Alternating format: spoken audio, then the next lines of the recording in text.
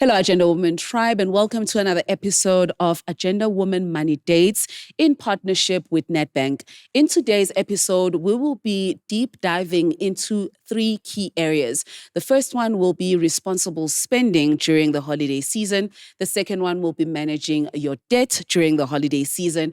And the last one will be avoiding spending hangover in January. Our goal with this episode is to give you actionable insights and to give you the confidence to take control of your financial situation with the right tools, the right mindset shifts, as well as expert guidance. We hope we can give you the confidence to take control of your current lifestyle as well as your future financial health. Today, I am joined by our esteemed guests. The first one will be Kaya, who is the financial wellness expert from Nedbank. My second guest is going to be one of my favorite ladies, Michelle Lima, who is going to be taking the tribe seat today.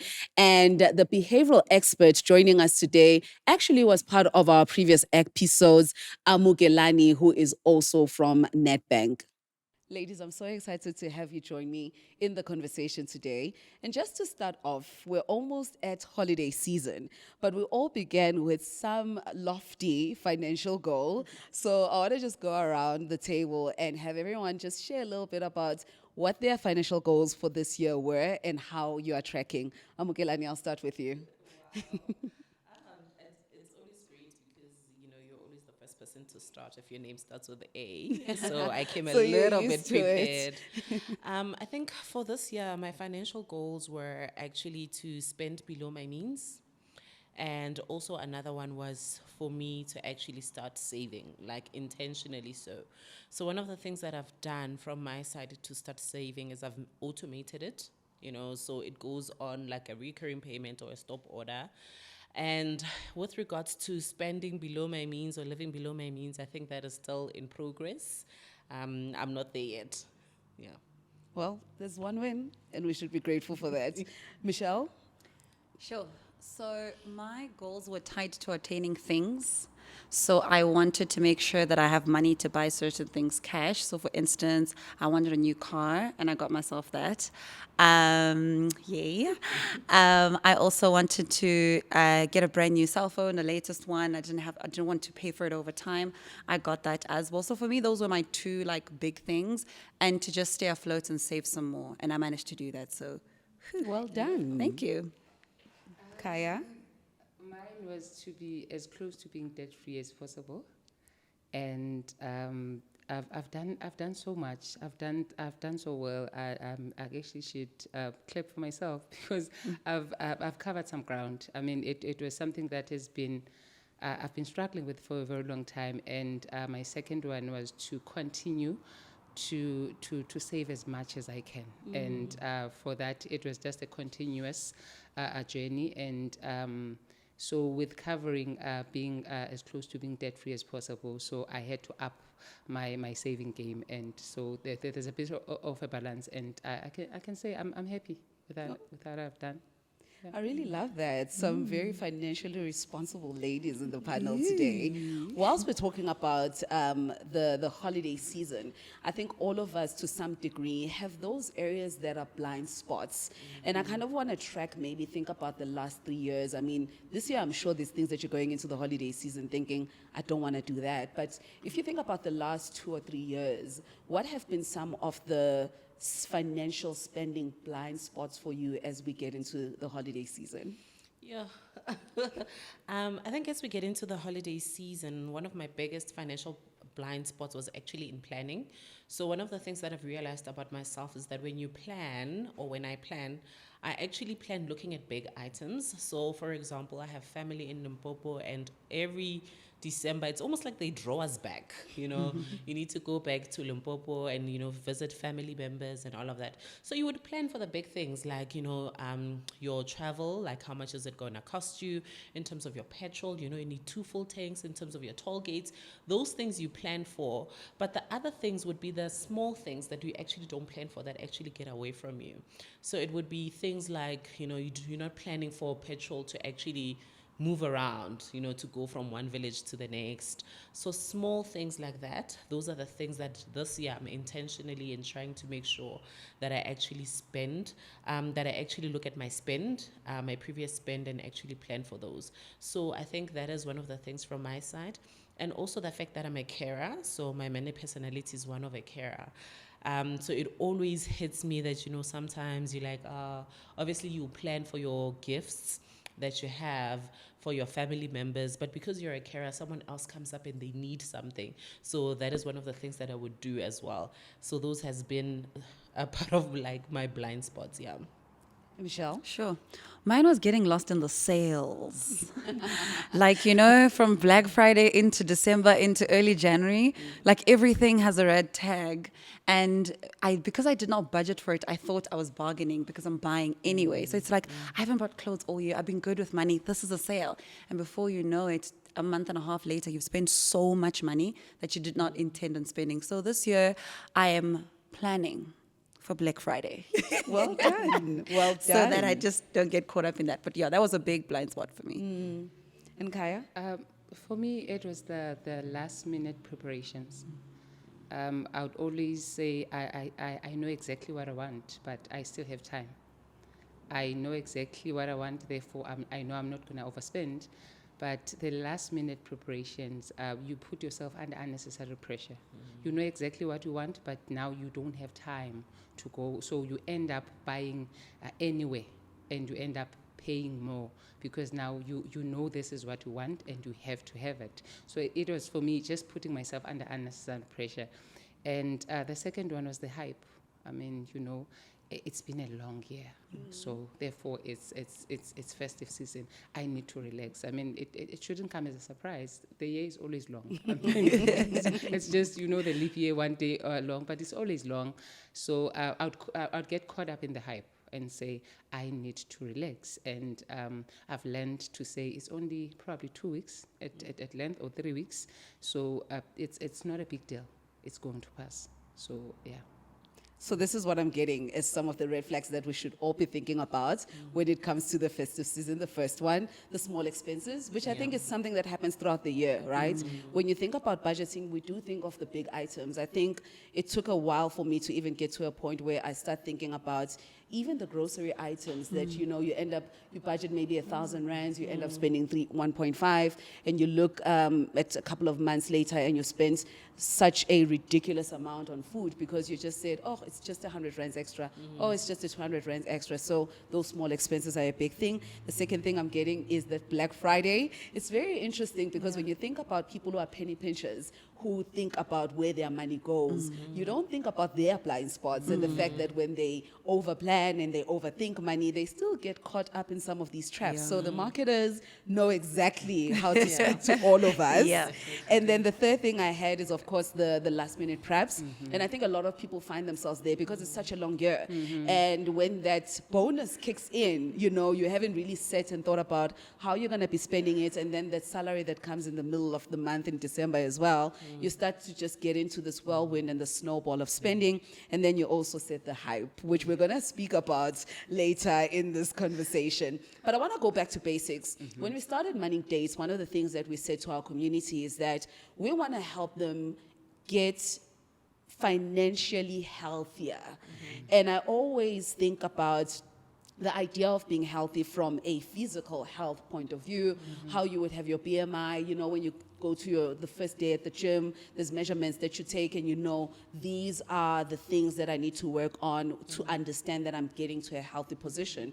Whether it's you, Amukelani, or Kaya, I just want us to set the foundation around what is financial health? When you talk about things like living below your means, I think that if we can just explore 3 markers that we would need to think about as we think about financial health, what would those be according to the bank? I know there was also a Netfin health monitor that was done.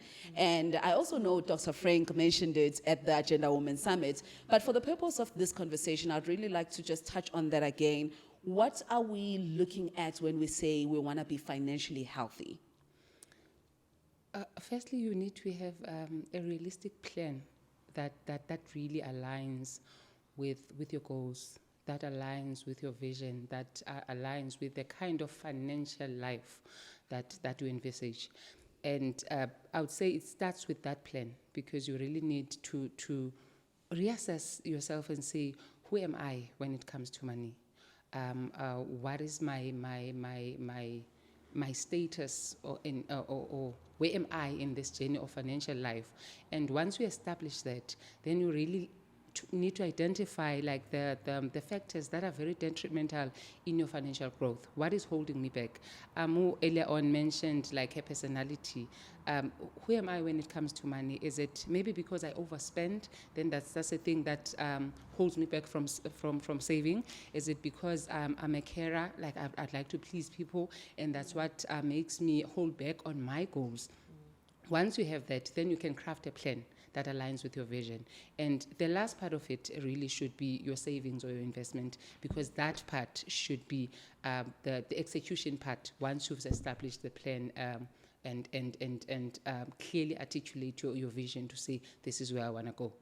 Whilst we're there, Kaya, I want to get a sense of, now that I have this information and I understand that I have to have a vision and I have to be saving and I need to really understand what my money personality is, so that as I get on the journey of being financially healthy, I understand some of my blind spots and some of the ways that I'm strong. Going into the holiday season, what kind of checklist could we create for ourselves just for the month, right? Because maybe I don't have the capacity to think of a 12-month vision yet.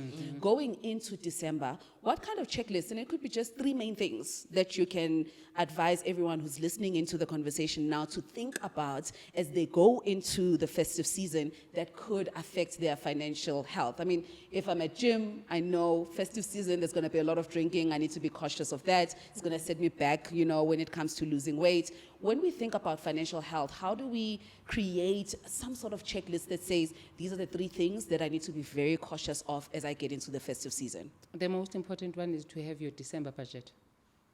Have your December budget. If your December is going to be 3 weeks long or 2 weeks long or the whole month, have that December budget. Anything else that comes into that has to fit into that. Because like you're saying, you don't have time to think of a 12-month plan or a long-term goal. But your short-term goal is to say, how much am I willing to part with just for December, before you can start on a new year and say, I'm having these new goals. So have your December budget and stick to your December budget.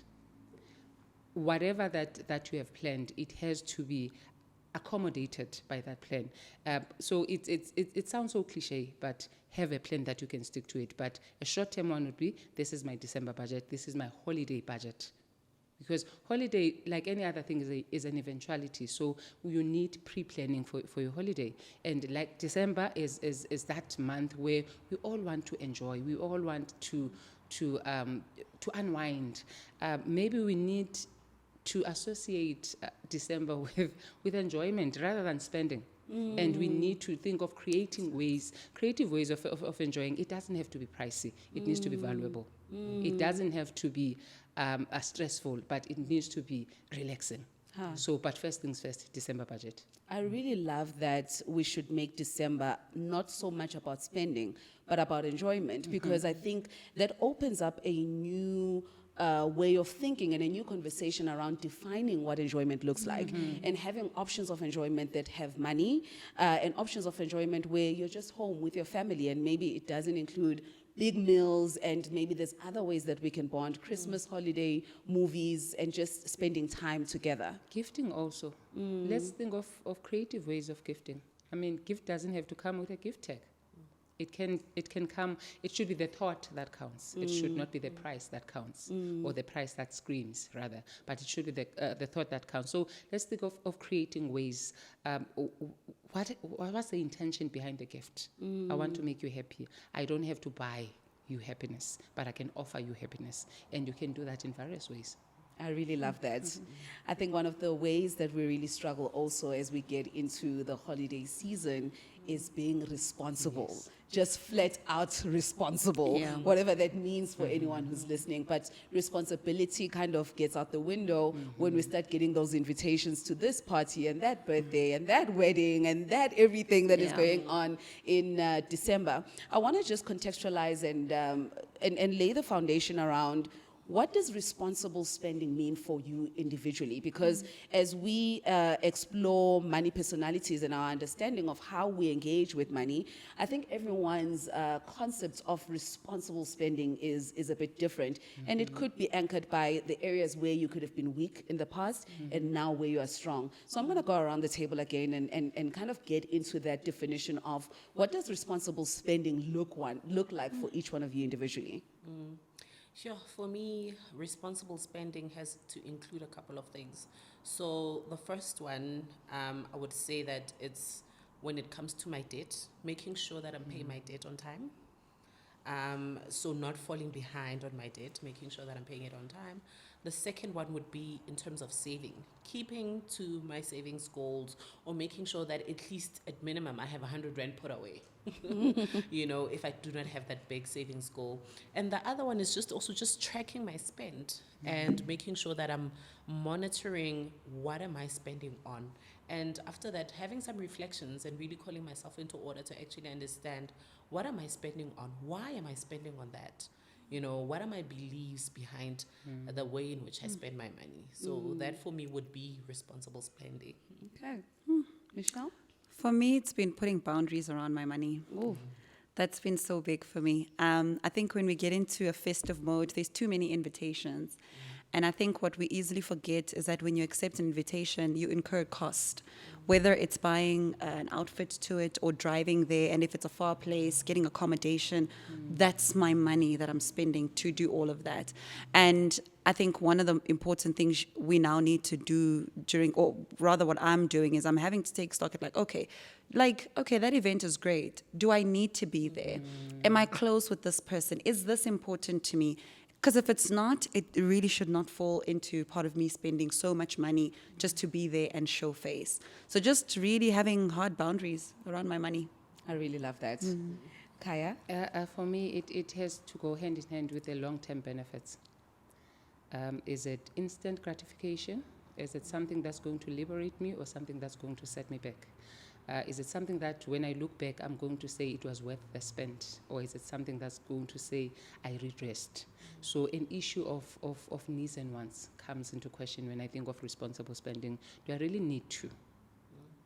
So for me, that's how I classify responsible spending. I have to have an element of benefit. Yes, I'm parting away with something because I'm spending, but what am I gaining? So I just need to always keep the balance. Okay, in summary, so this is what I'm getting, because I really love every point that all of you mentioned, because we're going to come back to some of these topics and really think through how we are tracking as individuals on some of those things and what the people who are watching can do to actually get better on some of these things. So paying debt on time, I know as the holidays come in, people are just like, I will attend to it next year. I mean, whatever, no one is going to call me, everyone is going home, so no, I'm not going to get that call, so I will not be bothered. And then the second one is, of course, savings. And I really love that you said, even if it's 100 rands, I think people underestimate just being deliberate and intentional about putting away any amount of money, because over time it accumulates. So I really love that you put that example, you shared that example. And then the third one is tracking, which I can imagine is very hard if you get into the chaos of December. But even maybe allocating, one of the ways that I've been doing that in my life is having a book.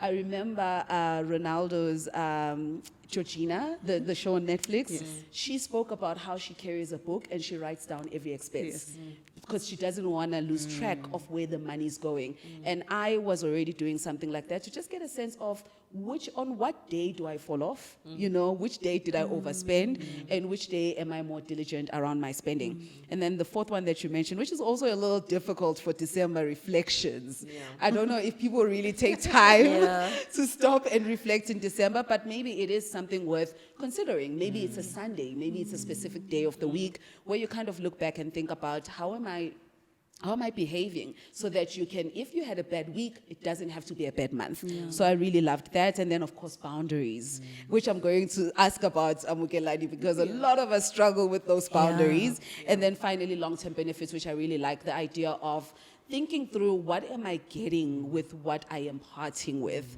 Amukelani, on boundaries. Can we talk a little bit about the difficulties that some people face when it comes to setting boundaries, particularly in the festive season? What is it that makes it even more difficult in the festive season to honor our boundaries when it comes to spending? So from the science part of it is that we are very present biased as individuals, also called hyperbolic discounting. So basically, when you need to make decisions, as Michelle gave an example, with regards to, do I go on that holiday or not, or do I honor that invitation or not? What a lot of people do, and most of us are very present biased, is that we would rather choose the small immediate rewards that we get right now than the long-term rewards that we'll get in the future. So in her example, the long-term rewards would be, I'd have a good month. Come January, when I go back and I reflect, I would have had a great month, versus the enjoyment and having the great experience of being part of that invitation, or enjoying at that invitation. So the present rewards, or the immediate rewards, actually, they seem much more nicer and much more attractive than the long-term rewards. So a lot of us are very present biased as individuals. So one of the things that we can do is that you need to put a commitment device in place.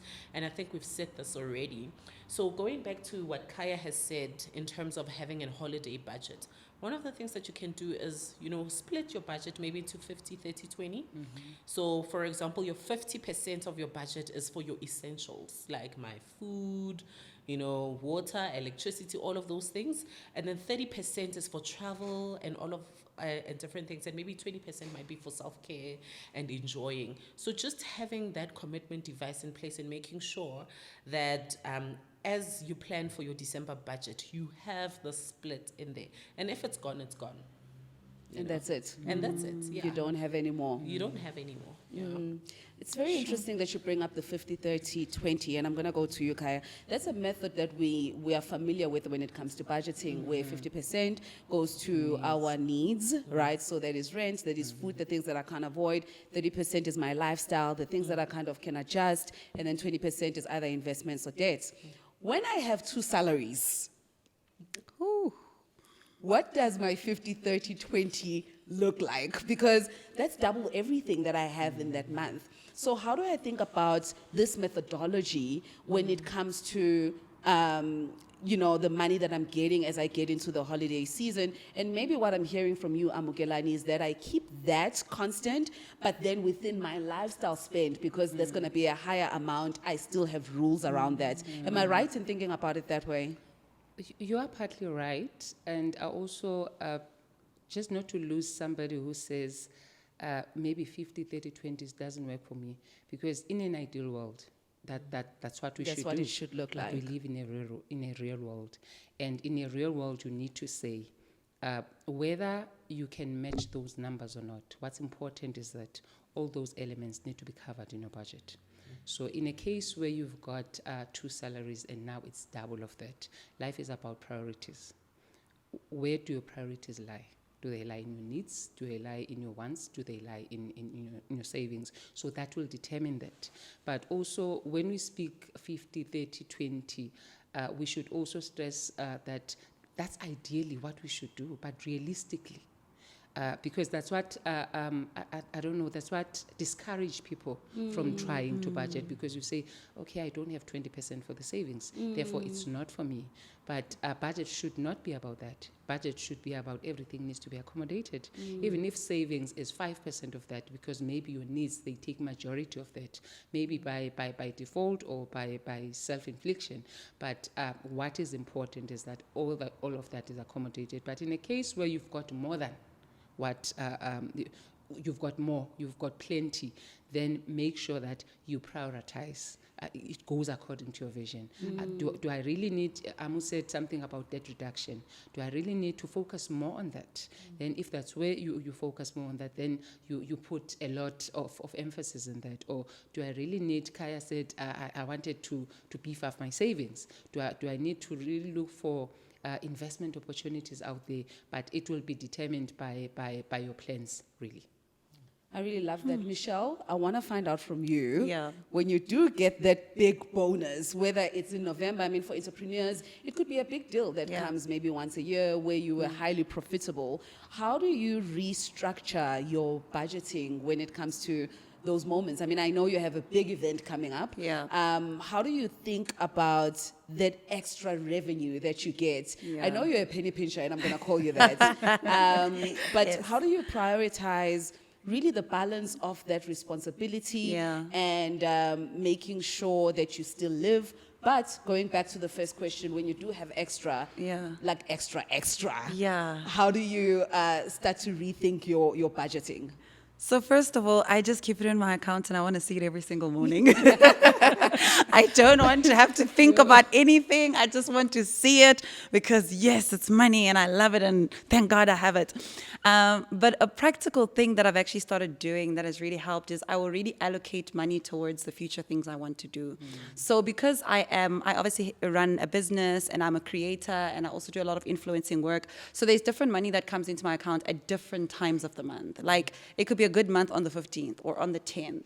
So what works as opposed to like trying to hoard that money until the end of the month is I will say, okay, what is my plan for the next 3 months and what do I need to now allocate money to? So then I just start allocating money towards everything else. So for instance, the big event I have coming up, one of the biggest things that I've had to ask myself was, okay, when this is all said and done, what are the big priorities within the next 3 months of the year that I need to do? And now I'm already allocating money towards them so that after this festive season, I'm not like shocked that I can't do this. Oh my God, this can't happen. I can't take my daughter to school because I didn't think of it. So just a pre-allocation for me. I also do find for myself that it becomes easier when I already allocate the money versus have the money in my account and then just have a spreadsheet.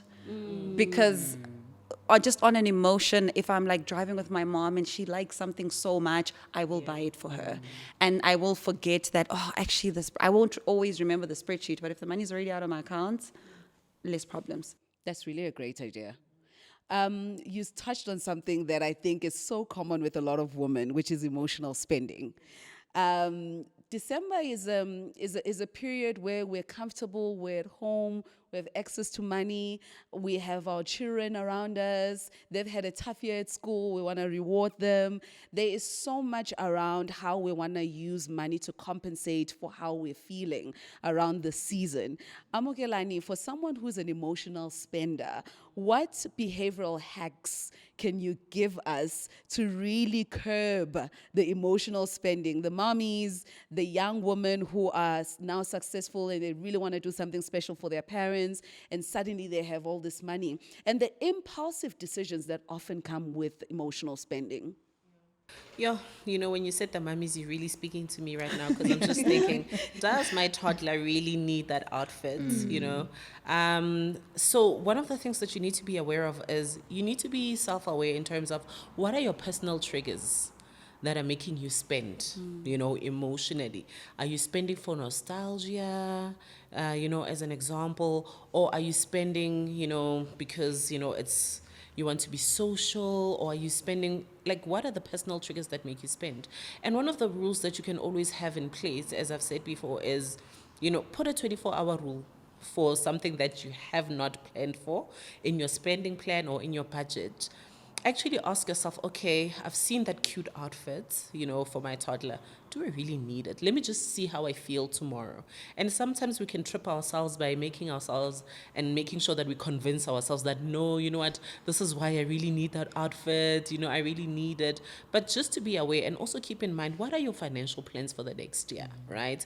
Because December is the end of the year. Yes, it's great, it's jovial, we are having a lot of fun. But the next year is already just like a few days away. So just keep in mind in terms of your financial intentions or plans for the year ahead or for your future, but also being aware of your personal triggers to say, what is it that triggers you?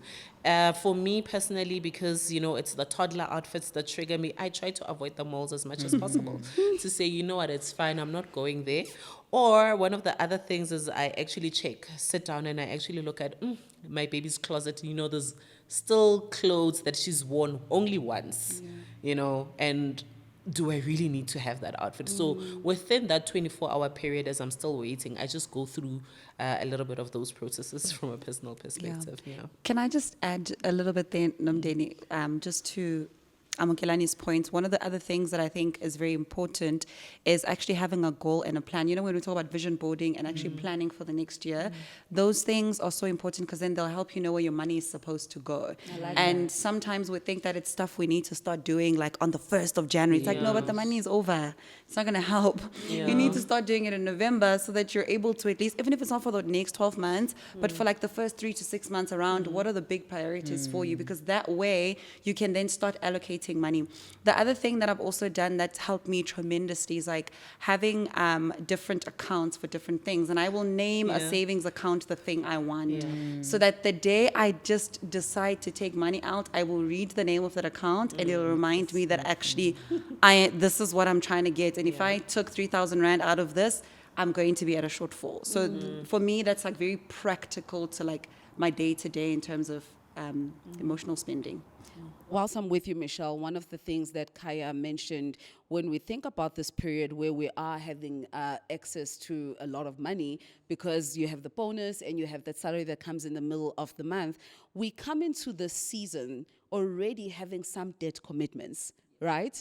And somehow it feels like people just forget about those debt commitments. How do you think through prioritizing debt commitments in the festive season when you have that excitement that comes with November, which we'll all feel in the air, and when you have such a short period between the one salary and the next one, and having that very weird space just after the 15th of December going to the 1st of January, where we're all trying to still keep the energy of the festive season, but in actual fact, a lot of people have run out of money by that time. So how do you think through structuring your money in a way that it services particularly your debt needs going all the way up until you get that salary at the end of January?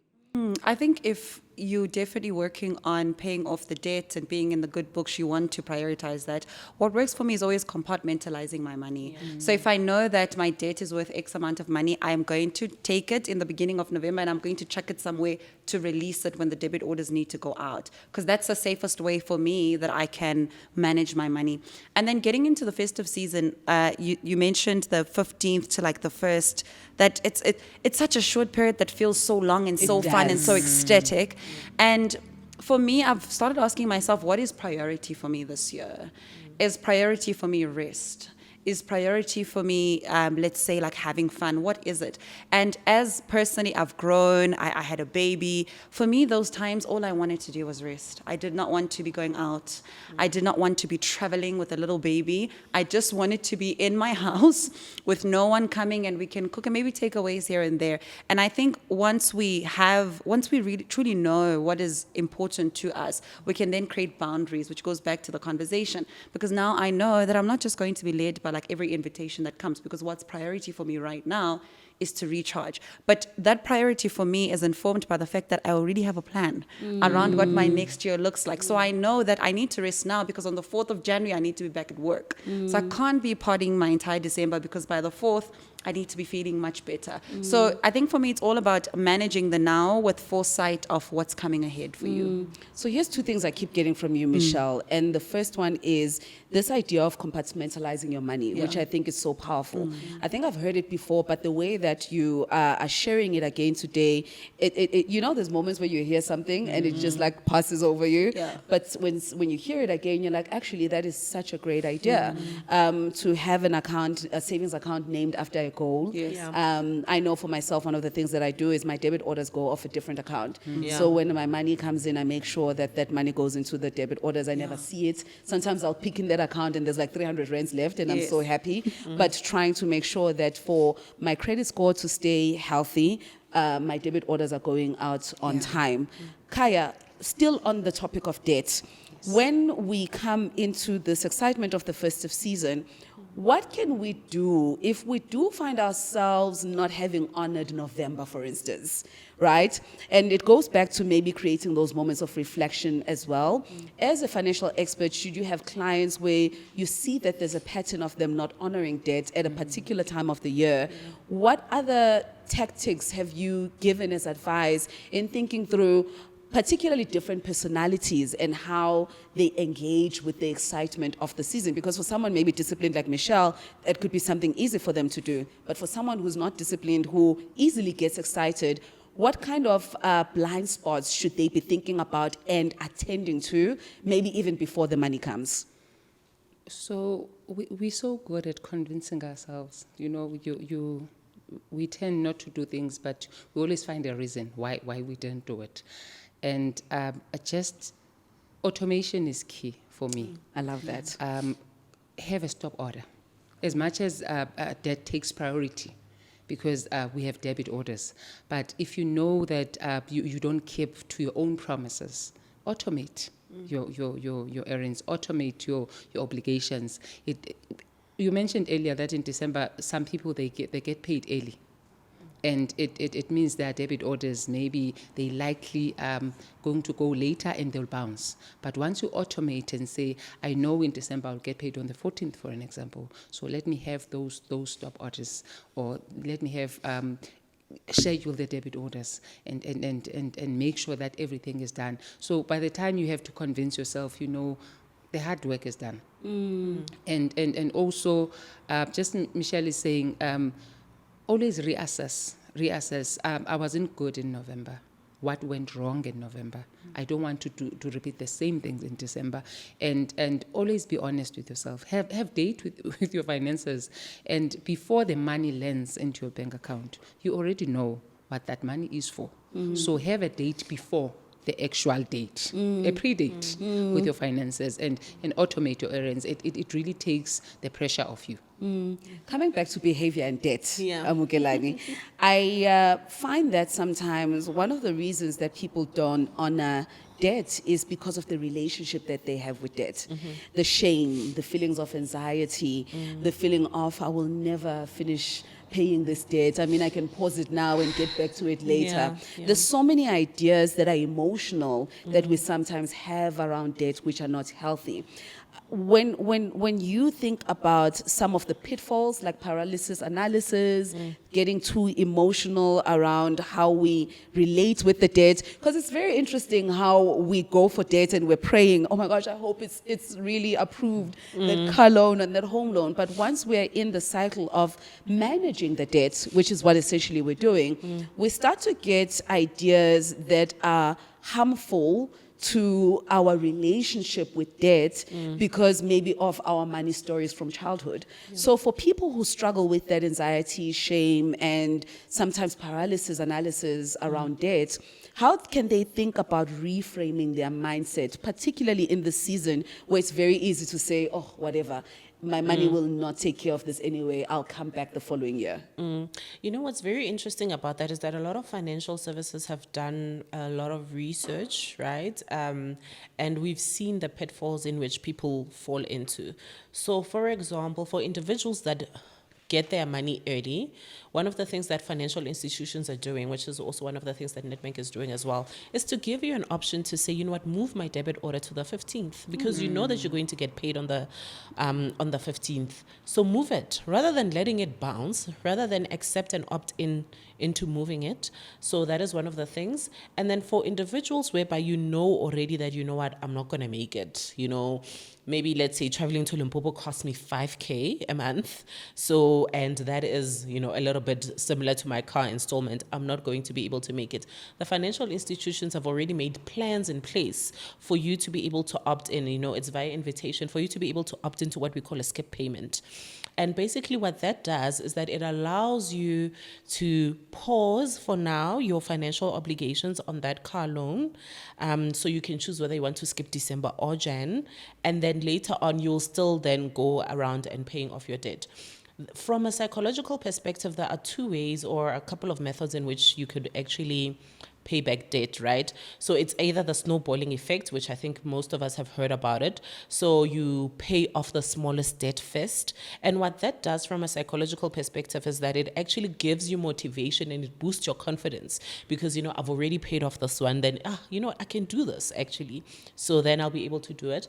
The other one is the avalanche method, whereby you prioritize paying off the highest interest rate debt first, because on the long term then that means that you will actually save for a long period of time. So as Kaya has already said, let us be honest with ourselves. Let's have those money dates with ourselves. If you know what, I haven't made it last December, I was in the same boat, and you get that communication from your financial services provider, opt in.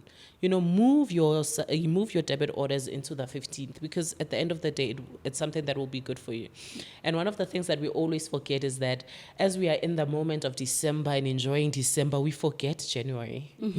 School fees and everyththing else is also still coming. And we really need to be conscious of the fact that our budget or our monthly spending plans, somehow when it comes to December, it's very different. Yes. It feels completely different. You do not realize that the same salary that we're going to get now in November, end of November, it's supposed to cover all your December expenses. And the salary that you get in your December is actually supposed to cover your January expenses. So for some reason, we get so excited and we get so elated and we forget all that. But being honest with yourself and also to deal with shame, it's okay. Reach out to the financial services institutions. We do have plans in place to actually help individuals throughout this period. Yeah. I think there's something I want to anchor around what you said. Often I see a lot of people who struggle with their relationship with finances. It overflows to their inability to even just communicate.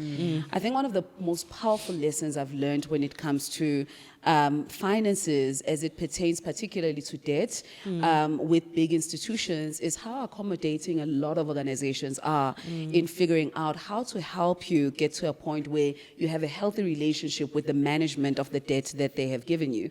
The second part that you spoke about, which I actually want to segue into, is January. And I have this term that I came across in doing research for this episode, and it's called the spending hangover that a lot of people experience in January. We had a guest in our previous episodes who actually spoke around how they fixed that by having gone through a very bad experience where they were broke in January. I just want to get a sense or a story from each one of you around the worst spending hangover you've had post a crazy December, or maybe one story that you know from a friend, a family, or a client that you might have encountered. And we'll segue from that story, but I really want the juicy parts now. The worst spending hangover story that you know, personal or someone that you know. I think it's the classic, the one that I see, especially, and I'm not bashing people from Limpopo because, my family is from there, but it's actually individuals, you come back and you are, this individual from Gauteng, The big shots. At the big shots, you're having a great time, you're buying drinks for everybody, you enjoy everything for everyone. And come January, you don't even have money to go back home. Wow. Yeah, that becomes a lot of a reality. And for some reason, it has become something that we normalize, or it becomes a social norm that, no, it's fine, it's accepted. You will wait for your grandmother to get her SASSA grant to actually give you money to go back home. And I'm like, things like that are now becoming part of the norm, as a norm of it's January, it's expected. But these are some of the things that we need to be conscious about, to actually say, are you really, as you're having fun with your friends, and we're not saying don't have fun. Yes, have fun, but do it in a responsible way so that your financial obligations or your financial mistakes do not become the burdens of others as well. So that is one of the classic things that I've seen as well, that people do not have money to go back to work in Gauteng. And no hate to Limpopo No people, hate at all. because that's family. That's family. Michelle? Yeah, shucks.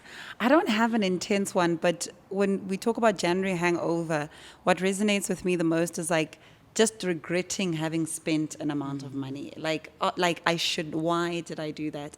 I think 2.5 years ago, I was very pregnant, and my husband and I thought it was such a great idea to go to Cape Town and spend New Year's.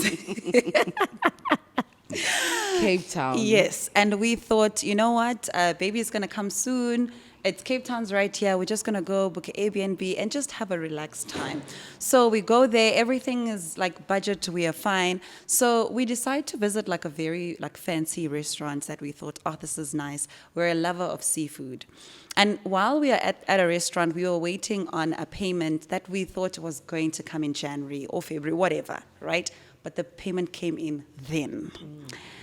And the moment the payment came in, we called the waiter and asked for the menu. And we said, please give us your most expensive platter. I think we had a seafood platter, if not for like 8,000 Rand. Like it was hectic. It was like a seafood platter with like all the things under the sea. And it was just a momentary thing. And we were celebrating. Oh my God, it was amazing. So I remember being so skeptical, but I was like, don't be uptight. You're on holiday. You're expecting this money like in 2 months. It's early, whatever. So we had a good time. And I remember like a few days later, just feeling like, was that necessary? It was like, it just didn't feel great. And I mean, we spent a lot more than just for the platter. Like we just went all out. I remember we even went to the mall. And you know when you go to Cape Town and then the weather changes and you didn't bring a jersey, you go to Zara and you buy a jersey. Just like, yes, this is awesome. We've got the money anyway. But then it accumulates. And by the time the holiday ends, you're like, we actually spent a lot more than we thought we wanted to. And I just remember like regretting. I just remember having this feeling of like being a failure and just like, why was that called to do? So yeah, that was a big thing. And maybe just the learning from that for me was even in tackling the debt, I applied the same principle that as a person of faith, I apply with my tithe. Is that if, for instance, I'm making 10,000 and 1,000 belongs to God, my idea is like, if my debt is also 2,000, the 2,000 doesn't belong to me. So if it's 10,000 and my debt is 2,000, what actually belongs to me is 8. So in my mind and with my budget, I have to move with 8. I can't walk around with 10 because I don't have 10,000. I've got 8,000 Rand. So that kind of helps mitigate those issues. But yeah, that money hangover is like, ugh. I really love that last part because I think we need to have a whole conversation around our relationship with debt, particularly the emotional one. Why do we get angry when we have to pay debts that we actually acquired? And really reshaping our mindsets around honoring the commitment and the promise that I made to the institution that gave me that financing. So I'm glad that you brought that up because I think that in itself is an entire conversation that we need to really dig deep and think about where this emotional hurt comes from when it comes to our relationship with debt. Kaya? Mine was to maybe underestimate how long January can be. Because I found myself always convincing myself, okay, I'll go back to work. It's just going to be 5 days before payday. And I mean, a day in January is like a month. So you find yourself in that 24 hours thinking, what do I eat? Like, how do I move from point A to point B? Because now you're counting down. So actually, what Amo said earlier on is that your December salary is supposed to cover your January. But because I've used everything, so I didn't have anything to cover January. And my January salary now had to cover the gaps that December left for me. So I would find myself like in March, struggling with the struggles that I caused in January. And so you recover very late in life. But the key learnings out of that, like Michelle said, if it's not meant for me, it is not for me. If it doesn't have my name in it, it's not for me. If it's not meant for a takeaway, it's meant for back to school, then it's back to school. If it's meant for petrol. So I don't know, I was caught up in the hype. And I find myself being, philosophical about it. It's just January, it's just 5 days. Payday is going to come. And payday kept on moving. It was not literally moving, but I was like, no, 5 days is a lot. Can I ask a question? Yes. Is it the remorse that makes January feel longer than any other month? Because like Feb, March, like everybody else, every other month is normal. But there's something like, what is it about January that drags so much that like by the 10th, you can't believe it that this month is not over? Yeah, so from my perspective, I see January as a peak end, right? December as a peak end. Because you're coming from that high. Everything thought is so. so nice. Yeah. You've enjoyed so much. And then now you're coming down. And thing is, when you come down, you're not even coming down with everything in place or intact. So therefore, the remorse and the regret of, oh my goodness, I've overspent. And also things like, I do not have enough. I have gaps. It's because December is a peak end. an adrenaline Yeah, crash. it's an adrenaline. Yeah. So January, it's yeah. It's way more than the other months because I guess there's a peak in December, high adrenaline, big shot energy. I can buy anything that I want. I'm getting every platter that I can get in Cape Town. And then suddenly you have to come back to your normal life. And it feels like your normal life in itself is not even enough anymore. Amukelani, when it comes to some of the hidden consequences that we don't think about, so the long-term effect of that hangover, I want us to share that with anyone who's watching now to preempt finding themselves in that position. What have you seen as some of the hidden consequences and the long-term effect of that spending handover? I mean, Kaya, you already mentioned there was suffering all the way up until March for some of the decisions that you made in December, November. What other hidden consequences can we start to interrogate and think about as we make some of these commitments and decisions to have a better holiday season? Yeah. So for me, it starts with what actually drives that, right? So as individuals, we're very optimistic. We're optimism biased. So we really think that, everything will work out fine, everything will work out well. And also there's other stuff that we do in terms of, missing our commitments to our debts. So we have an ostrich effect where you put your hand in the sand, I don't see it. As long as I don't see it, it's not there. So those are the things that we do. But the consequences is not only just in, there's also psychological consequences, right? You And feel that's the where I wanna go. remorse, the guilt, the shame as well of saying, now, back to the example that I made, that now you need to ask someone else for money to go back to Gauteng, the shame in that. So I think those are some of the things. So it's you are not recovering financially, like the immediate consequences in terms of like how long it takes you. And also the fact that as you're going through that, you feel so demotivated. So you feel demotivated, and it has an impact on your entire financial outlook as well. So it gets you into having a negative mindset, and you can find yourself in a negative cognitive triad. So by that, it means that you view things negatively, you have negative thoughts, and therefore now you experience things negatively. So those are some of the things that we actually do not take into consideration. It's the psychological stuff, which is you are guilty, you feel shameful, there's so much remorse, you're feeling like a failure, like, why did I make such decisions? You're feeling stupid. So you are not actually practicing compassion with yourself as well. Yeah. I actually cannot believe we've come to the end of this conversation. There's still so much that I would have loved to unpack, but there's so much that I've also learned for myself in just listening to everything that you have said. My final question, which is going to go to everyone, in one sentence, what can you advise people who are watching this episode around what they can do to break away from the behavioral and the emotional patterns that get them to overspending in the holiday season and therefore experiencing the crash in January, which I don't think is everyone's experience. And often because we create memes and we talk about it on social media, we think it's everyone's experience, but it doesn't have to be, and it is not everyone's experience. In one sentence, what could you give as advice for anyone who doesn't want to find themselves experiencing a spending hangover in January? One sentence. Sure, that's very difficult in one sentence, considering that there's a lot now going through in my mind. But one thing for me that I'm taking away is planning fallacy. So, as individuals, we fall into this, planning fallacy where we think my plan will be fine. I'm going to be fine. But just being conscious of what resources, what time, what energy you need to actually express in order for you to make sure that your December is great, and that you don't fall into January. Love that. Planning fallacy. Making sure that you have a plan that makes sense. And you also, I guess, understand that there will be areas where you might not stick to the plan. Yeah. And therefore, it's important to Inflexible. reflect and come back to your plan, maybe on a weekly basis, maybe on a daily basis, because December goes by very, very quickly. Michelle, for you? Sure. For me, I mean, there's a saying that a lot of the younger people say, like, it's not that deep.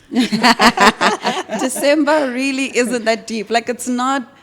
It's festive because that's how it's marketed to be, so that companies can sell things, but it's not. It's not that deep. You could be home, you can rest, you can chill. It's really not that deep. That's what I would say. And then, if it is truly a little bit that deep for you, have a plan and follow the plan. Love that. Yeah. Kaya? For me, it's be disciplined. Don't fall for the false promises that December gives you. Stick to your own lane. It is not okay to overspend. It can never be okay to overspend. Know what you want and know what you need. Be disciplined and be honest about it. Thank you so much, ladies. This has been very enlightening, and I hope it is helpful for everyone who's listening going into the December season. I'm not sure when this episode airs, but as soon as that payment hits, I hope you are ready and you have a plan for what your December is going to look like. Thank you so much for your time. Thank you for having us.